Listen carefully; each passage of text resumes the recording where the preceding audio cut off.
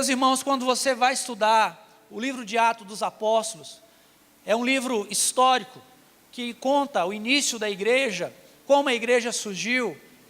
E se você for ler o livro de Atos, Atos não terminou. Nós estamos fazendo Atos 29.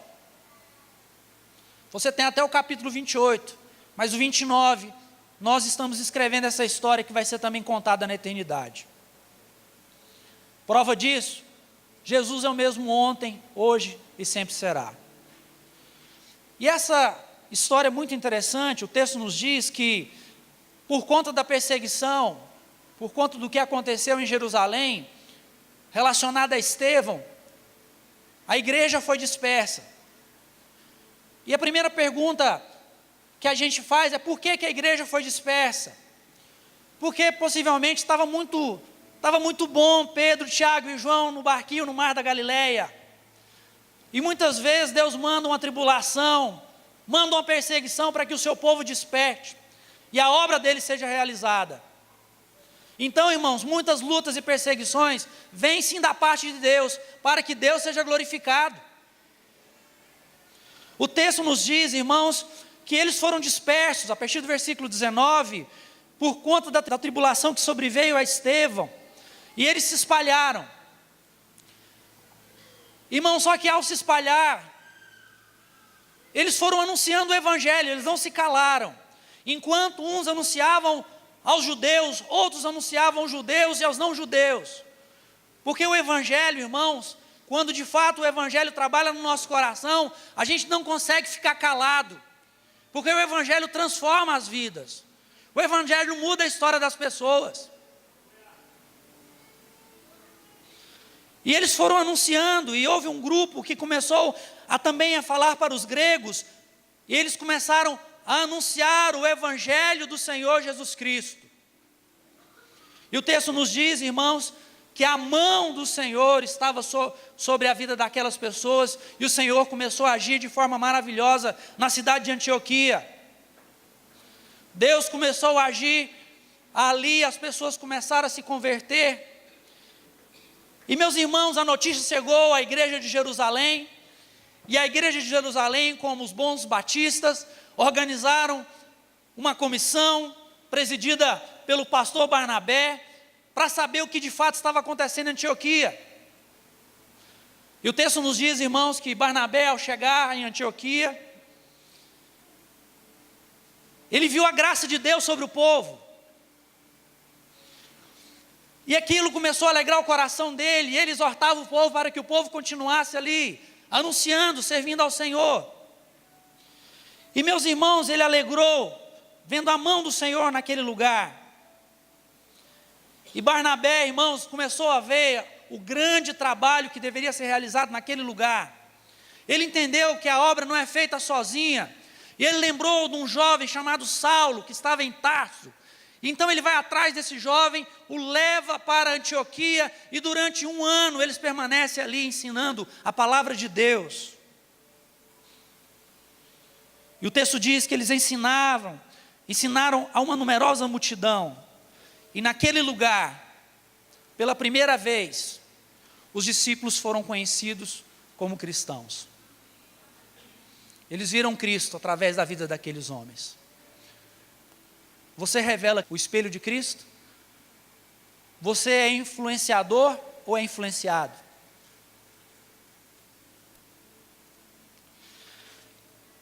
Quando você vai para as Escrituras, você encontra vários exemplos de igrejas.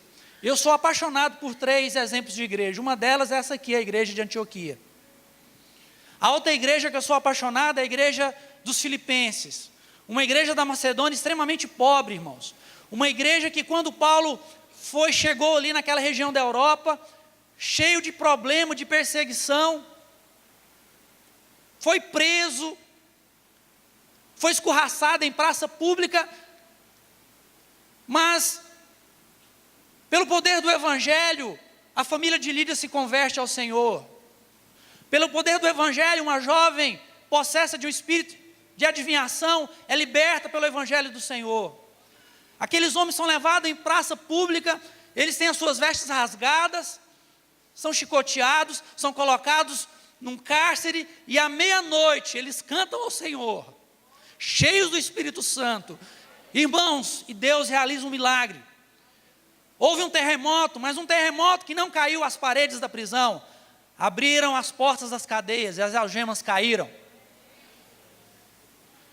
E um milagre maravilhoso que a gente percebe é um carcereiro, um homem truculento, mau, que possivelmente pode ter sido uns dos que bateram em Silas e Paulo. Irmãos, daquele dia em diante, aquela igreja ali começou a abençoar a vida do apóstolo Paulo. E Paulo, 15 anos depois, ele escreve a carta aos Filipenses, conhecida como a carta da alegria. Paulo, irmãos, está numa situação extremamente difícil. Paulo está preso, mas ele está alegre porque ele lembra daquela igreja que ao longo de 15 anos o sustentou na obra de Deus. E a igreja dos Filipenses, eu fico apaixonado por essa igreja. A outra igreja que nós encontramos é a igreja dos Tessalonicenses, a outra igreja também da região da Macedônia, uma igreja modelo. Paulo, ele vai dizer na sua primeira carta aos Tessalonicenses: vocês são uma igreja modelo para toda a Macedônia. Uma igreja pobre, financeiramente mais rica da graça, da presença de Deus. E quando houve a necessidade de amparar os irmãos na Judéia, pasmem, foram as igrejas mais pobres que se mobilizaram para ajudar. Você vai encontrar nas Escrituras a igreja de Éfeso, dita por João na carta ao Apocalipse, uma das 7 igrejas. Era uma igreja operosa, mas era uma igreja que havia perdido o primeiro amor. Você encontra a igreja de Pérgamo, que era uma igreja que havia perdido a ortodoxia, a verdade da palavra de Deus. Você encontra a igreja de Tiatira, uma igreja que havia perdido a ortopraxia, a prática da palavra de Deus. Eles conheciam, mas eles não praticavam. Você encontra a igreja de Sardes, que havia perdido o entusiasmo. E você encontra a igreja de Laodiceia. Essa igreja perdeu o principal. O Senhor Jesus estava do lado de fora, dizendo: eis que estou à porta e bato. Meus irmãos, nós encontramos uma infinidade de exemplos de igrejas que nós queremos ser e outras que nós não queremos ser. Você vai encontrar a igreja dos Coríntios, uma igreja extremamente cheia dos dons, mas uma igreja imatura. E aqui, meus irmãos, nessa igreja, a igreja de Antioquia, a primeira igreja gentílica, que começou num momento de luta, de tribulação, de perseguição. Essa foi a primeira igreja a romper as fronteiras e fazer o evangelho conhecido aqui e acolá. E nós encontramos aqui, meus irmãos, 5 compromissos que essa igreja tem para com Deus. O primeiro, o compromisso de anunciar o evangelho de Deus, versículos 19 e 20. Eu vou pedir que você fique com sua Bíblia aberta para que você possa acompanhar comigo a exposição da palavra de Deus. Essa igreja era uma igreja comprometida com o anúncio do evangelho de Deus, versículos 19 a 20. Era uma igreja comprometida com a presença de Deus, com a presença do Espírito de Deus, versículo 21. Era uma igreja comprometida com o testemunho de Deus, versículo 22. Era uma igreja comprometida com os servos de Deus, versículo 23. Com o serviço de Deus. E era uma igreja comprometida com os chamados de Deus, versículos 25 e 26. E nós vamos fazer a exposição do texto sagrado. Fique com sua Bíblia aberta, Atos capítulo 11. Primeiro ponto, o compromisso com o evangelho, com o anúncio do evangelho de Deus. Se você for observar, o texto diz que eles anunciaram o evangelho. E você encontra no versículo 19 e versículo 20, 2 vezes a palavra anunciando. Anunciando o que, irmãos?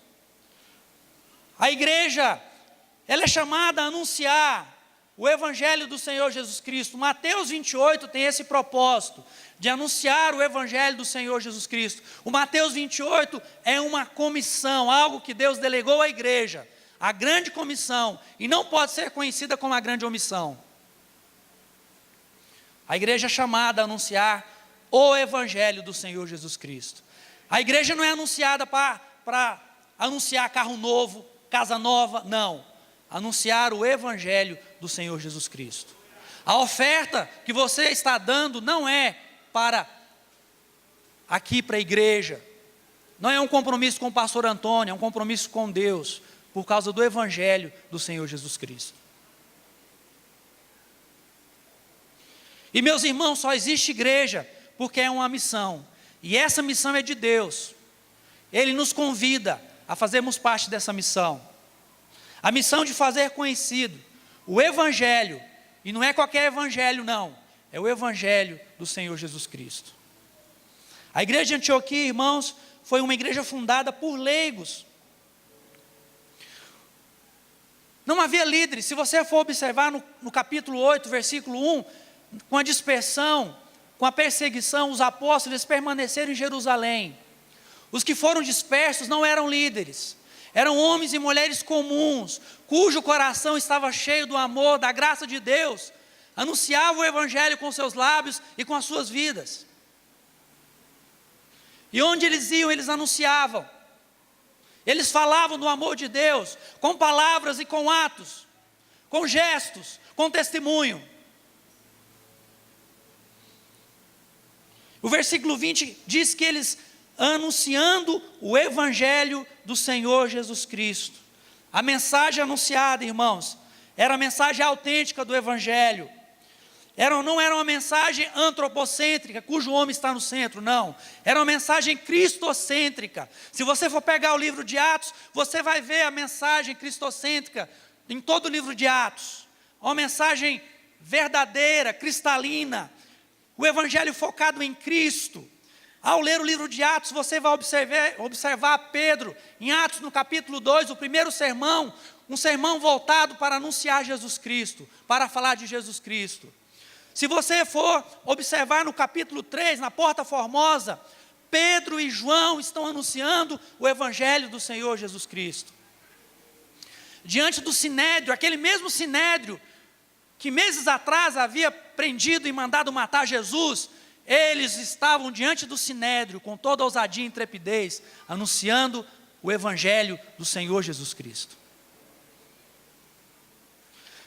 Se você for observar no capítulo 7, que foi a causa dessa perseguição, foi por causa de um jovem chamado Estevão, cheio do Espírito Santo. E eles haviam dito que Estevão estava falando mal de Moisés e da palavra. Estevão, na sua defesa, usa as escrituras, expondo, dizendo que Moisés atestava que Jesus Cristo é o Senhor.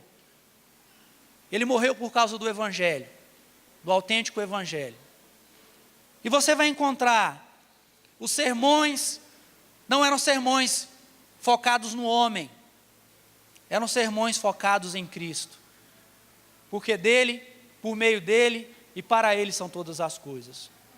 Se você está aqui nessa noite, se não é por causa de Jesus Cristo, você está no lugar errado. Nós estamos aqui por causa do Senhor.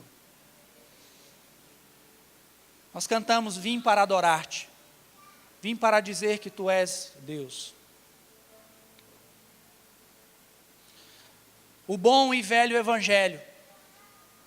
O Evangelho que infelizmente hoje tem sido descaracterizado, irmãos. A gente encontra hoje o Evangelho, um Evangelho híbrido. Quem trabalha em lavoura sabe o que eu estou falando, um Evangelho misturado. Um Evangelho sincrético. O Evangelho mais voltado para a vontade humana do que para a vontade divina. E a gente percebe a igreja perdendo o seu poder justamente por esse tipo de mensagem, que não é a mensagem bíblica, cristocêntrica. Paulo escrevendo aos Romanos no capítulo 1, e esse é um dos versículos que Deus usou para levantar os reformadores, no período que a igreja estava completamente fora do Evangelho. Paulo diz Eu não me envergonho do Evangelho, porque é o poder de Deus para a salvação de todo aquele que nele crê.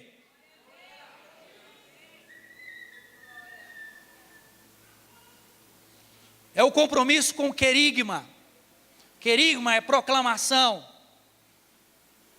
do genuíno, verdadeiro Evangelho. É o compromisso com o Evangelho. Irmãos, e é muito interessante o amor e o compromisso dessa igreja com o anúncio do Evangelho. Se você for dar uma olhadinha na sua Bíblia, no capítulo 13, versículos de 1 a 3, você vai observar que na igreja havia muitos líderes. Os principais líderes dessa igreja eram justamente Barnabé e Saulo.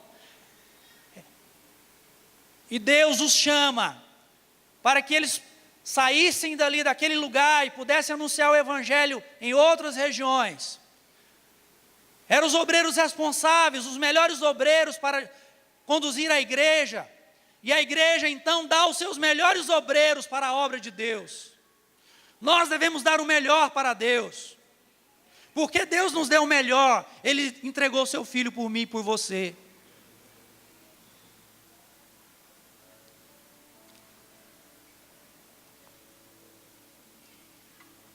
Eu lembro que quando eu tinha terminado o seminário, achava que eu ia ficar lá na igreja tranquilo, né? Como uma criança que acabou de amamentar nos braços da sua mãe. Eu tinha esse salmo, né? O Salmo 133, tranquilo. Vou ficar aqui de boa, pastor auxiliar, sei lá o que Deus quiser.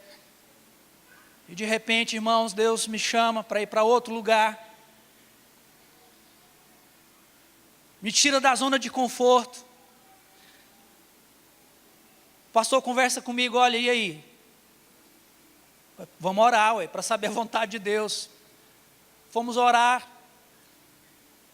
Acabei de sair do gabinete do pastor, sentei lá para começar a cultuar o Senhor. Um irmão que não sabia de nada do meu lado falou assim, pastor, você vê, uma igreja dessa com 5 pastores e a obra de Deus faltando gente. Fala, Deus, eis-me aqui. Conversando com o seminarista que veio, Eric, levanta a mão aí, Eric. Também ele na mesma expectativa. Ele falou assim, pastor, eu sei que meu lugar não é lá na igreja. E eu digo, a minha esposa e os meus filhos, eis-me aqui, Senhor. Faça a sua vontade através de nós. Nós não queremos dar apenas os nossos recursos. Nós queremos dar a nossa vida para o Evangelho do Senhor Jesus Cristo. Porque eu não me envergonho do Evangelho. O Evangelho é o poder de Deus para a salvação de todo aquele que nele crê. É o compromisso com a genuína mensagem do Evangelho de Deus. O segundo compromisso é o compromisso com a presença de Deus, versículo 21. O texto diz que a mão do Senhor estava sobre eles. A mão do Senhor aqui representa a presença de Deus no meio daquele povo, irmãos. A presença de Deus de forma visível, o Espírito de Deus agia por meio daqueles irmãos. E meus irmãos eram leigos, homens e mulheres cujo amor ao Evangelho, ao Senhor Jesus Cristo, fizeram com que eles saíssem de Jerusalém para anunciar a verdade do Evangelho do Senhor Jesus Cristo. Muitos crendo se converteram ao Senhor, diz o texto. O Espírito Santo capacitou aqueles leigos para que eles pudessem anunciar a palavra de Deus. Irmãos, nós já temos tudo aquilo que é necessário. Nós já temos a palavra de Deus. Nós já temos o Espírito Santo de Deus. Nós já temos a autoridade de Deus. Nós já temos todos os recursos necessários. Basta irmos e anunciarmos ao Senhor. E quando assim nós fazemos, a presença de Deus se manifesta. Porque nós não estamos sozinhos. É Deus que faz a obra por nós e através de nós. Toda a glória, toda a honra é dada a Ele. Meus irmãos, mais do que os recursos financeiros, mais do que os recursos tecnológicos, mais do que uma boa aparelhagem de som, mais do que teologia, nós precisamos da presença do Espírito Santo de Deus, impulsionando a sua igreja, vendo de fato a mão do Senhor, movendo a sua igreja para fora das 4 paredes.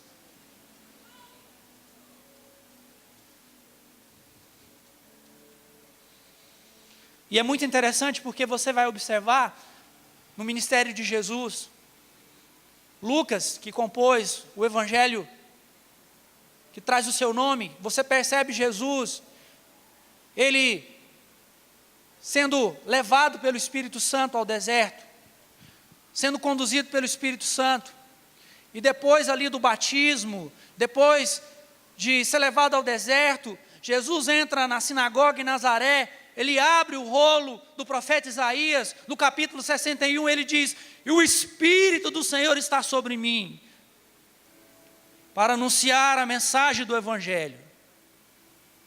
O poder de Deus é dado à igreja para anunciar a mensagem de Deus e para Deus. Quando nós estamos comprometidos com a mensagem de Deus, Deus se compromete também conosco, com a sua presença, com a sua boa mão. E meus irmãos, você vai encontrar nas Escrituras 7 atitudes que a Bíblia nos mostra que devemos ter em relação à presença de Deus. Paulo, escrevendo aos Gálatas, ele nos ordena que nós devemos andar no Espírito. Gálatas capítulo 5, versículos 16 e 25. Que devemos ser guiados pelo Espírito de Deus. Gálatas 5, 18. Devemos viver no Espírito. Gálatas 5, 25. Devemos não entristecer o Espírito de Deus. Efésios 4, 30. Devemos ser cheios do Espírito de Deus, é uma ordem.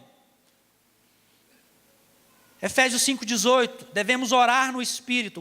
Efésios 6, 18. E nós não devemos apagar a ação do Espírito de Deus. 1 Tessalonicenses 5, 19. Precisamos desesperadamente do Espírito Santo de Deus, irmãos. No mover de Deus nas nossas vidas. Deus não mudou, Ele é o mesmo. O Espírito Santo não mudou, Ele é o mesmo. O nosso maior anseio hoje, como igreja do Senhor, é anunciarmos a mensagem do Evangelho no poder do Espírito de Deus. E meus irmãos, mais importante do que cifras e pessoas, a presença de Deus é fundamental. A mão de Deus é fundamental no nosso meio. E o versículo 21 mostra o resultado do compromisso com o Evangelho e do compromisso com a presença de Deus. O versículo 21 diz que muitos, crendo, se converteram ao Senhor. Não eram poucos, eram muitos. Louvado seja o nome do Senhor. O compromisso com o querigma, com a mensagem, o compromisso com o pneuma, com o Espírito de Deus, resulta em conversões de vidas, porque é o Espírito de Deus que convence o homem do pecado, da justiça e do juízo. Às vezes nós queremos convencer as pessoas, não somos nós que vamos convencer, esse é papel do Espírito. Nós devemos apenas abrir a boca, quem vai encher a nossa boca é Deus. Nós já temos tudo aquilo que é necessário, o que nós devemos fazer é falar, é contribuir, é orar.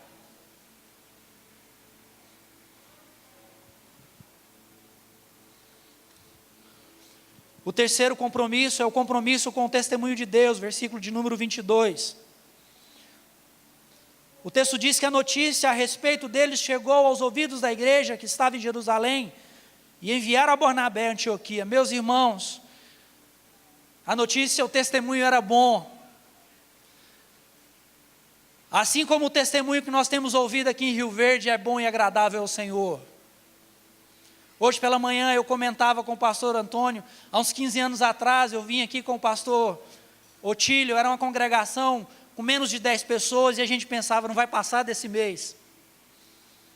E olha o que Deus está fazendo aqui para a glória e honra dEle. Olha o que Deus está fazendo no sudoeste goiano. O que Deus está fazendo em Acreúna. O que Deus está fazendo em Jataí. O que Deus está fazendo em Oruana. O que Deus está fazendo em São Simão.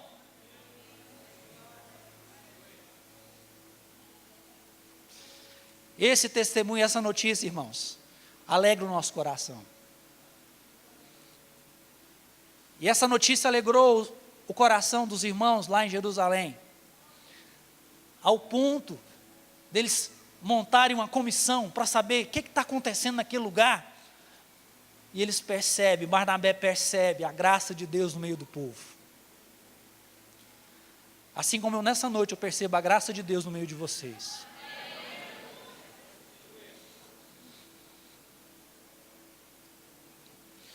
Porque, irmãos, esse tipo de testemunho alegra o nosso coração. Nos faz entender que no Senhor nosso trabalho não é vão. Abençoa as nossas vidas.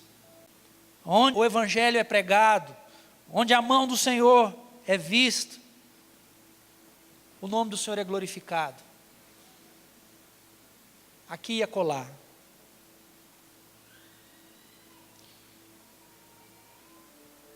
Esse testemunho, irmãos, as notícias chegam em Jerusalém.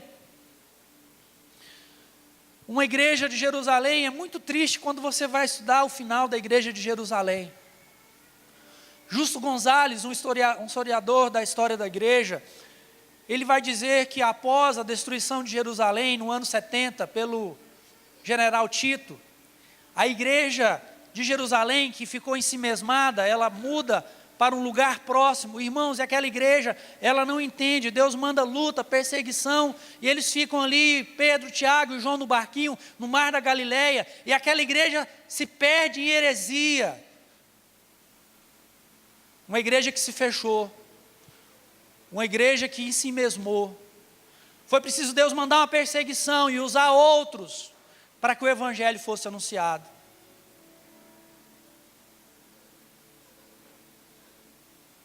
As boas notícias, irmãos, é sinônimo também, sabe de quê?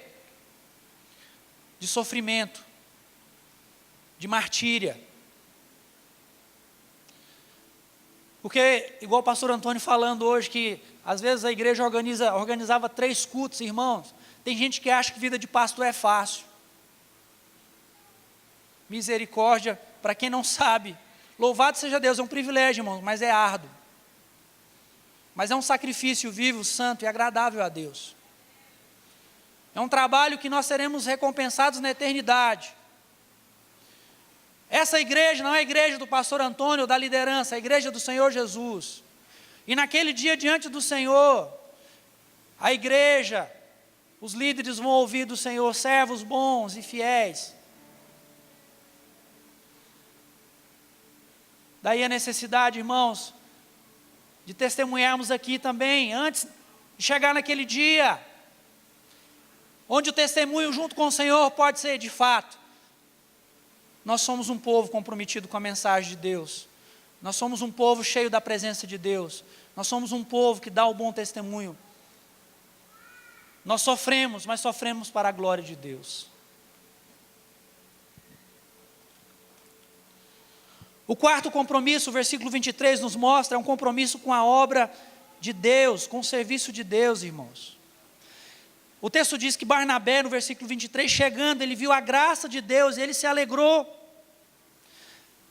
Meus irmãos, a melhor coisa que tem é quando você chega no lugar, você é convidado, você que é pastor, é líder, chega numa casa, e você vê os irmãos, eles se movendo, um lê a Bíblia, o outro ora, o outro dirige o louvor, e você começa a ver Deus agindo através das pessoas.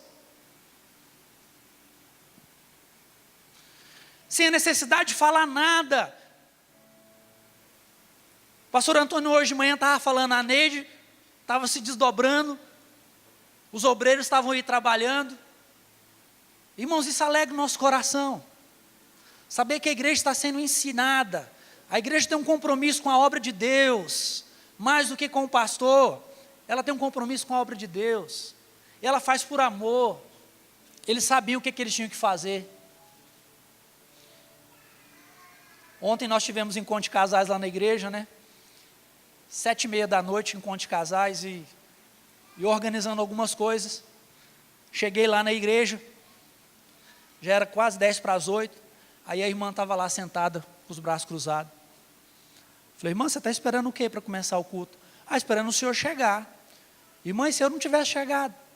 Se eu tivesse morrido? É mesmo, né, pastor? Os irmãos de Antioquia não. com pastor ou sem pastor, eles sabiam o que eles tinham que fazer, eles iam lá e faziam.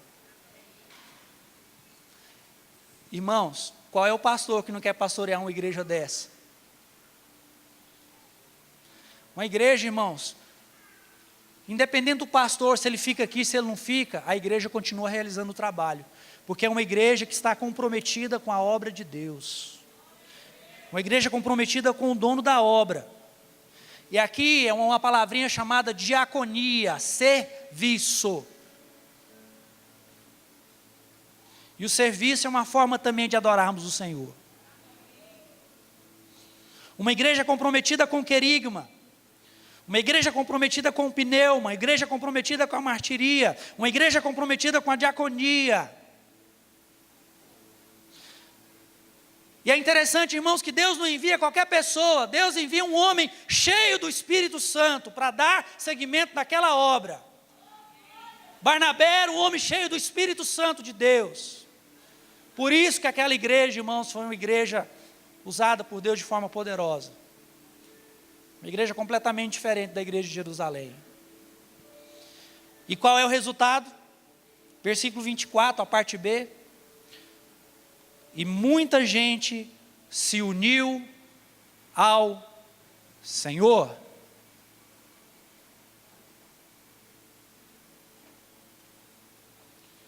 E foi muita gente, irmãos.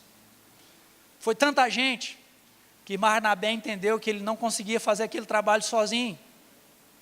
Meu Deus, quanta coisa para fazer. Eu não tenho um Gessé. Eu não tenho um Marcondes. Meu Deus, e agora? Mas tem um camarada empolgado. Está lá em Tarso. Vou chamar aquele cabra. Vamos dar uma oportunidade para ele desenvolver o seu ministério. E aqui, irmãos, eu entro no quinto compromisso, que é o compromisso com os vocacionados de Deus, versículos 25 e 26. Barnabé sai de Antioquia, vai lá em Tarso, pega Paulo, leva Paulo para Antioquia, e durante 1 ano, eles começaram a ensinar aquela igreja. Irmãos, essa igreja de Antioquia era uma igreja extremamente importante. Paulo se tornou um dos maiores missionários da história do cristianismo por causa da igreja de Antioquia. Se você for observar todas as viagens missionárias, Paulo saía de Antioquia. Ao terminar a viagem missionária, ele voltava para Antioquia. Mais do que a igreja de Jerusalém, o seu compromisso era com a igreja de Antioquia. Ele amava aquela igreja. Paulo, irmão, se tornou esse vulto do cristianismo graças a essa igreja.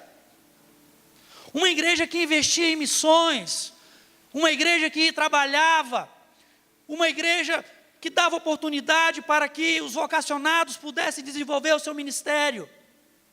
Uma igreja preocupada com a capacitação teológica, uma igreja que dava oportunidade para que os chamados pudessem exercer, realizar a obra de Deus, o seu ministério. E meus irmãos, está aí a igreja de Antioquia, uma igreja cujo compromisso é um compromisso em anunciar o verdadeiro evangelho do Senhor Jesus Cristo, o querigma. Uma igreja cujo compromisso com a presença de Deus é vista por meio do Espírito Santo de Deus, do pneuma. Uma igreja comprometida com o testemunho de Deus, com a martiria, mesmo com o sacrifício, mas comprometida com o testemunho de Deus. Uma igreja comprometida com a obra, com o serviço de Deus, com a diaconia. E uma igreja comprometida com os vocacionados de Deus, com a mentoria. Hoje pela manhã, hoje no almoço nós falávamos sobre isso. Isso é tão importante, irmãos. A última carta que o apóstolo Paulo escreve, a segunda carta a Timóteo. Paulo sabia que estava prestes de morrer por causa do evangelho. Paulo então manda chamar a Timóteo, porque ele deveria dar a Timóteo as últimas instruções. Paulo precisava de Timóteo. Nós, pastores novos, precisamos dos pastores velhos, mas os pastores velhos também precisam dos novos, porque a obra de Deus é feita em conjunta. Você vai perceber, irmãos, na história bíblica, que Elias preparou Eliseu para que a obra fosse realizada. Moisés preparou Josué para que a obra fosse realizada. Davi preparou a Salomão para que a obra fosse realizada.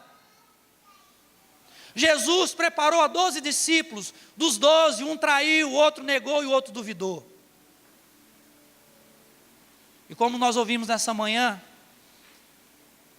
em ser sal e ser luz, Jesus vira para os discípulos: agora é com vocês. Agora é com vocês.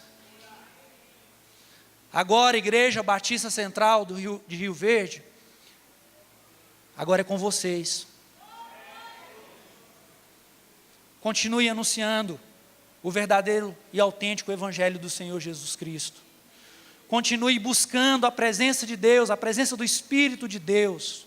Continue buscando dar um bom testemunho do nome do Senhor, aqui, no sudoeste goiano, no Brasil, na América do Sul, no Peru e no mundo, para a glória do nome do Senhor. Continue trabalhando e trabalhando no Senhor. Continuem animados para que a obra de Deus continue avançando e o nome do Senhor sendo glorificado. Que a igreja de Antioquia seja um referencial para a sua vida, para a minha vida e para essa igreja. Vamos orar? Se coloque de pé.